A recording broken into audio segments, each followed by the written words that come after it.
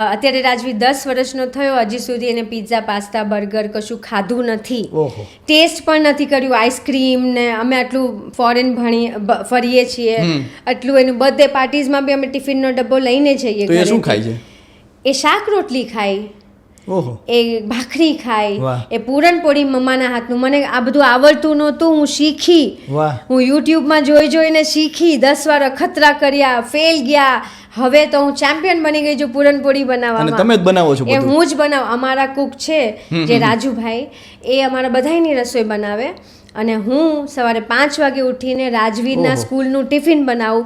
એના 4 ટાઈમના જમવાનું, ફ્રેશ ખાવાનું હું જ બનાવું. હું એને ફ્રીજનો લોટ પણ નથી આપતી. એને જ્યારે જમવું હોય ત્યારે જ લોટ બાંધું. એટલે તમે જો આ બધું, એની ઈચ્છા જ નથી થતી એને જરાય ખાવાની.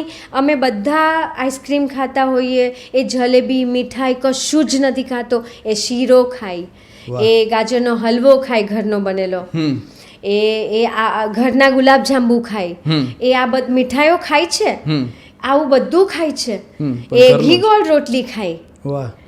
એને કાંઈ ન ભાવતું હોય ને તો કે ઘી ગોળ રોટલી, ઘી ગોળ મગ એના ફેવરેટ છે. ભીંડી રોટી એનું ફેવરેટ છે. પનીર બી હું ઘરે બનાવું છું. તો એ બધું ઘરનું ખાય છે.